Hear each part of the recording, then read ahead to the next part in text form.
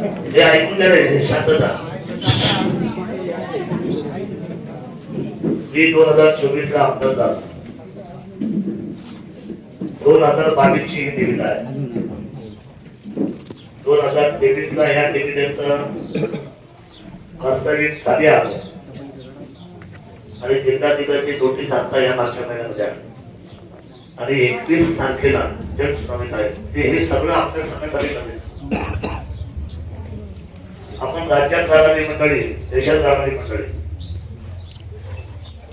प्रकल्प काय येतोय, त्याचे काय आपल्याला पाठवलंय, मी सुद्धा समजून घ्यायला आधीचा बसतोय. पण त्यांना बोलवलंय, आपण ऐकून घेऊ, पाहून घेऊ आणि त्याच्यानंतर आपली भूमिका जी आहे प्रत्येकाची, म्हणजे ती तुम्ही मागणी जी आहे ते आम्हाला त्याला विरोध आहे. तुमचा विरोध प्रत्येक गावचा, इथली गावं त्यांनी आयडेंटिफाय केलेली आहे. किती गावं केलेली आहे? 27 गावं ना, आणि 17 ग्रामपंचायत, बरोबर ना, कळलं. तर या सर्वांचं म्हणणं आपण ऐकून घेऊ आणि हे म्हणणं प्रशासनाच्या माध्यमातून आपण त्यांना पाठवून घेऊ. भूमिका सरळ आहे. जे आपल्याकडे वळून आलंय हे काय आलंय हे समजून घेणं आपली गरज आहे. आपल्याला कळलं पाहिजे आपण या देशाचे नागरिक आहोत आणि असं नाही तर ते कोणी पाठवते, शासनाने पाठवले बरोबर 2023 ला. आणि निष्पक्षाच्या त्या आंदोलन मला माहितच नाही तर मित्रांनो मी पण आमदार आहोत. आणि काय वेळवळ्याचा जो तो उठतो माईक लागतो, तो माईक म्हणजे काय झालंय, लोकांना असं झालंय माईक म्हणजे बँडबाजा झालाय. कोण म्हणतं एक कुठे घेतले, म्हणजे हा जो सतत चालू त्याला बदनाम करायचं हे काम चाललंय. आता काल मी नेमके तिकडेच होतो जिल्हाधिकारी बैठकीला आणि अनेक बैठकीमध्ये मी अधिकारी जिल्हाधिकाऱ्यांना विचारलं, एकमेची सुनावणी रद्द झाल्याच्या काही बातम्या पाठवल्या लोकांनी, आमच्या सुद्धा मंडळी, हुशार मंडळी, आमच्या तालुक्याचा विचार करणारा मंडळी. आणि मी त्यांना आढावा मागितला की तुम्ही एकमेची सुनावणी रद्द केली का? मला म्हणते एकमेची सुनावणी काय रद्द झालेली नाही, तर काय का विचार. हा जो प्रकार चालू आहे तो एका बाजूला जनतेचे विश्वास आणतात लोकप्रतिनिधी आणि इथे म्हणजे अधिकृत मला मीडिया माहित नाही, पण हे सगळे म्हणतात की आम्ही काम करतो लोकांसाठी. पण तुम्हाला जर समजा एखाद्या व्यक्तीने समजा एखादी माहिती दिली आणि तुम्ही ती घेतली तर लोकांपर्यंत पोहोचायच्या आधी त्या संबंधित अधिकाऱ्यांशी, आमदारांशी, प्रांत कार्यालयाशी या लोकांशी तुम्ही बोलणार नाही, त्यांच्याही चर्चा करणार नाही. आणि मग या सगळ्या गोष्टीमध्ये रोज एक नवीन नवीन नवीन नवीन सगळ्यांच्या मनामध्ये संपर्क तयार होतात. मला असं वाटतं की जुन्नरचं नाव खूप वरती आहे महाराष्ट्राच्या पटलावर आणि आपली संस्कृती, या संस्कृतीला आमचा धक्का लागणं ही आमची भावना आहे. इथे असलेला आमचा निसर्ग, इथे असलेली आमची माती, इथे माणसं, याचं संरक्षण करण्याची जबाबदारी आमची देखील आहे आणि शासनाची सुद्धा असली पाहिजे. तर हे काय आलंय, काय म्हणताय आणि म्हणून जन सुनावणी 21च्या आधीच मी त्यांना म्हटलं आता प्रोजेक्ट तुमचं काय हे चाललंय आणि आमच्याला मला कळायच्या आधीच, लोकप्रतिनिधी कळायच्या आधीच खूप सर्व काहीच्या नेत्यांनी माहीत हातात घेतलं आणि उलट सुलटा खरबड चालू आणि शेवटी खात्यावर जबाबदारी माझ्या तत्वाची पालखी माझ्या खात्यावर आहेच ना, आम्ही कुठं ते नाकारलं. त्यामुळे आज वरती आलोय, आपल्या सर्वांना आमंत्रित केले, सर्व सरपंचांना बोलवलंय. या आधी समजून घेऊ, ऐकून घेऊ आणि तुमचा प्रत्येकाचं म्हणणं आणि आज बोलल्यानंतर एकेकाळी ते पॉईंट सांगितल्यानंतर मी स्वतःच रेकॉर्ड लिहिणार आहे आणि नंतर तुमच्या सगळ्यांचं निवेदन देखील घेऊन प्रांत पंचायतच्या माध्यमातून हे इथं बसलेले आहेत, हे लोक इथं बसले आहेत प्रदूषण महामंडळाचे, हा लेखा जोखा डायरेक्ट मुख्यमंत्र्यांना आपण पाठवणार आहोत, काही काळजी करू नका.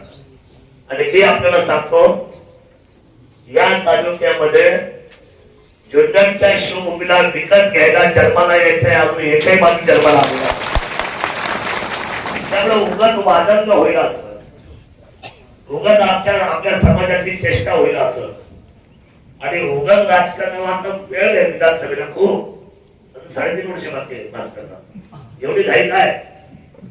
खूप वेळ राजाभाऊ खरे कुठे आता जरा अस्तित्वाची लढाई घ्या आपल्या त्या मातेशी, या माणसाची, या कुलकाची, छत्रपती शिवरायांच्या भूमीची, माझ्या आदिवासी बांधवांची. तर आपण हे सगळं समजून घेऊ आणि तुम्हाला समजून घेतल्याशिवाय आणि हा खरं तर पेसा कायदा जो आहे त्या पेसा कायद्याचा आम्ही आदर करणारी मंडळी आहोत. पेसा कायद्याचं उल्लंघन करून आम्ही कोणतीही गोष्ट करणार नाही हे आम्ही पहिल्यांदा शासनाला सांगणार आहे. खरे खोट आहे? पेसा हा विषय जो आहे तो आमच्याशी निगडीत आहे. त्यामुळे आपण सर्व आधी काय म्हणताय आपण समजून घेऊ. नुसतं होळी करायचं आपलं विद्वान मंडळी, हुशार मंडळी, बाबासाहेबांनी आपल्याला शिक्षण दिलं, घटनेद्वारे प्रस्थापित झाले लोकशाहीला आपण सामोरं जातोय. आपण बिल सुद्धा उत्सुक हे काय करतायत, काय म्हणताय, त्यांनी आता प्रस्थापित केलं साहेबांनी काय नाव आणि आता प्रोजेक्ट काय म्हणताय ते आपण समजून घेऊ. समजून तर घ्यावं लागेल ना. आपण पुढे त्यांना म्हणतो की तुम्ही करायची आम्ही परवानगी देतो. आता आलंय ते सगळं म्हणतो आम्ही काय आलंय हे आपण समजून घेऊ आणि त्याच्यानंतर आपली तातडीने चर्चा इतर लोकप्रतिनिधी असतील आपल्या भागातले इथले जे काही समजा अनुभवी लोक असतील, ज्येष्ठ लोक असतील, सर्वांचा मान सन्मान ठेवून आणि प्रत्येक तरुणाचं म्हणणं समजून घेऊ. विविध क्षेत्रात काम करणाऱ्या आपल्या सर्व सरपंचांचं म्हणणं समजून घेऊ. आम्ही ते रेकॉर्डवर घेऊ आणि हाच रेकॉर्ड होता तुमचा शासनाला पाठवण्यासाठी आम्ही जबाबदार घटक तुम्ही जे आम्हाला देताय त्याची आम्ही पुरेपूर पारदर्शक पद्धतीने ही जबाबदारी घेऊन आपण सगळेजण निश्चितपणे पुढे जाऊ. आज त्यांनी काही केलं नाही, त्यांनी काही घेतलं नाही, त्यांनी फक्त आपल्याला सांगितलं की तुम्हाला आता आम्ही या गोष्टीसाठी आम्ही तुमच्याकडे येणार आहोत. पण कशासाठी येणार आहोत ते तुम्ही आम्हाला सांगा. तुम्ही आमच्याकडे कशासाठी येणार आहे आम्हाला ते आधी कळू द्या, समजून घेऊ द्या. आणि मला असं वाटतं धरणांना आम्ही जागा दिल्या दिले नाही आतापर्यंत. त्यांचं पुनर्वसन बाकी आहे. बरोबर आम्हाला प्यायला पाणी मिळत. मी पण इथे 22 वर्ष काम करतोय.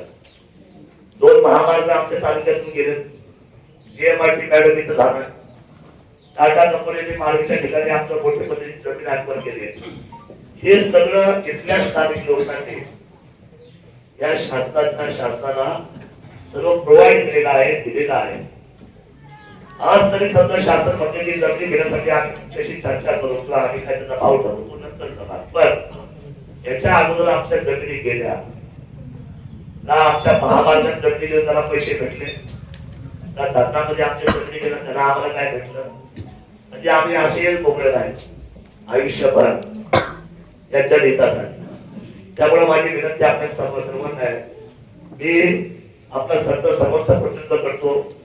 तालुक्याचा आमदार हा त्या सर्व वर्किंग कमिटीचा 5 वर्ष अध्यक्ष असतो.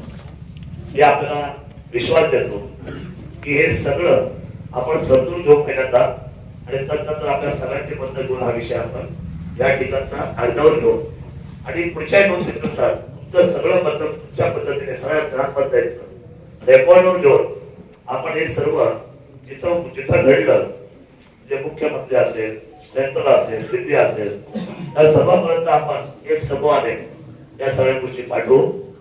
आता हे डिपार्टमेंट इथं उभा आहे याच्यासाठी त्याच्या सुद्धा पोलीस खात्याचा कॅमेरा चालू आहे. असं नाही का तुमचा प्रत्येकाचा शब्द हा वाया जाणार नाही. हा रेकॉर्डवर ठेवणार आहे आपण. एका माणसाचा जो विरोध आहे ग्रामपंचायत मतदार किंवा एखादा सरपंचाचा आम्ही रेकॉर्डवर ठेवणार आहोत. म्हणजे तुमची कुठलीही गोष्ट याच्यामधून आता लुप्त होणार नाही. मी जे आता बोलतोय हे सुद्धा आता कायम रेकॉर्डवर येणार आहे. त्यामुळे याच्यामध्ये डबल बोलण्याचा काही विषय राहिलेला नाही.